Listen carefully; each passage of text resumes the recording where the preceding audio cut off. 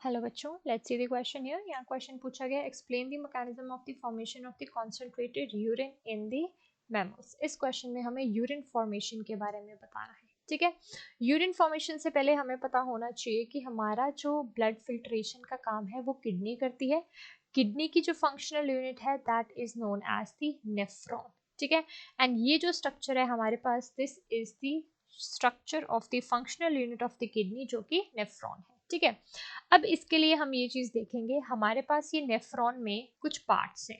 ठीक है, सबसे पहले हम देख सकते हैं ये कप लाइक स्ट्रक्चर जो है इसे बोमन कैप्सूल कहा जाता है। ठीक है, इसके अंदर बंच ऑफ कैपिलरीज जो है वो ग्लोमेरुलस है। जो ब्लड लेके आती है वो इफरेंट आर्ट्रियोल है, जो लेके जाती है वो इफरेंट आर्ट्रियोल है। ठीक है, फिर इसके बाद हमारे पास पीसीटी प्रॉक्सिमल कॉन्वोलेटेड ट्यूब्यूल आ जाती है। उसके बाद हमारे पास हेनलेस लूप आता है, जिसकी दो लिम्स होती हैं, एक डिसेंडिंग होती है, एक असेंडिंग होती है। ठीक है, हम देख सकते हैं डिसेंडिंग का मतलब होता है इसका डायामीटर पहले जो है वो काफी ब्रॉड होता है।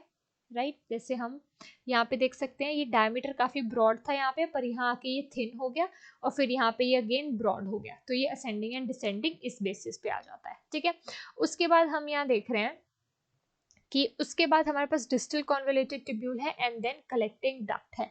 तो अब कॉन्सेंट्रेटेड यूरिन बनता कैसे, हम इस चीज को डिस्कस करेंगे। सबसे पहले हमारे पास जो हमारा ब्लड है, ठीक है, हम एक फ्लो चार्ट में चलेंगे। ब्लड में क्या, ये जो ब्लड है ये करता है एंटर मैल्फिजियन बॉडी। ठीक है, ब्लड एंटर्स दी मैल्फिजियन बॉडी। मैल्फिजियन बॉडी बनती है बोमेन कैप्सूल।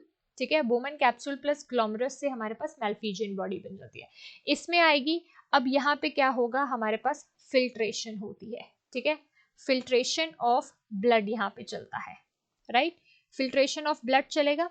अब फिल्ट्रेशन ऑफ ब्लड कैसे होगा, जो जो चीजें स्मॉल होती हैं, ठीक है, जिनका स्मॉल साइज होता है वो पास हो जाते हैं टू दी फिल्ट्रेट, वो इजीली फिल्टर आउट हो जाते हैं इस ब्लड वेसल से। जैसे कि अमाइनो एसिड्स हो गए, प्रोटीन्स हो गए, इनका वेट जो होता है वो ज्यादा होता है। ठीक है, सेल जो होते हैं, ठीक है, फिर हमारे पास प्रोटीन्स जो होते हैं, ये क्या होते हैं, ये ब्लड में ही रहते हैं। ठीक है, ये इनकी फिल्ट्रेशन नहीं होती है। जो चीजें एक्सक्रीट आउट होती हैं, यूरिया हो गया, ड्रग्स हो गए, आयंस हो गए, ये चीजें फिल्ट्रेट में आ जाती हैं। ठीक है, अब इसके बाद क्या होता है, ये जो फिल्ट्रेट है, this filtrate it moves to the next part, जो कि हमारे पास प्रॉक्सिमल कॉन्वोलेटेड ट्यूब्यूल है।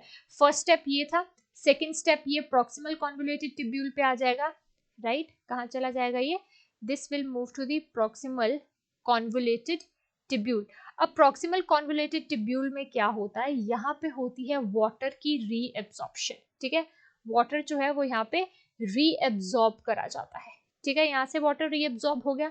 अब इसके बाद ये जो फिल्ट्रेट है ये मूव करता है टुवर्ड्स दी हेनलेस लूप। ठीक है, हेनलेस लूप में भी क्या होगा, और जो वाटर बचा है उसका रीएब्जॉर्प्शन हो जाएगा। अब ये जो फिल्ट्रेट था उसमें से सारा का सारा पानी जो है वो रीएब्जॉर्ब कर लिया जाएगा। तो यहाँ पे फॉर्मेशन होती है ऑफ द कॉन्सेंट्रेटेड यूरिन। ठीक है, जिसमें जो है हमारे पास आयंस वेस्ट होता है बट पानी नहीं होता है। उसके बाद ये फिल्ट्रेट चला जाता है टुवर्ड्स दी डीसीटी।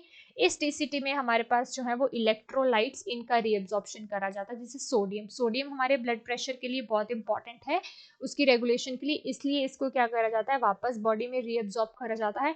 और जो बचा कुचा जो भी हमारा वेस्ट प्रोडक्ट होता है वो यूरिन में चला जाता है। ठीक है, यूरिन के साथ मिक्स होके वो कहाँ चला जाता है, कलेक्टिंग डक्ट में। ठीक है, तो सेकेंड ये था, थर्ड ये था, फोर्थ ये था, at last fifth collecting duct में जाके हमारे पास वो चला जाता है towards the urinary bladder. So ये सारा प्रोसेस था कि कैसे फॉर्मेशन होती है। So I hope you understood the question well, thank you.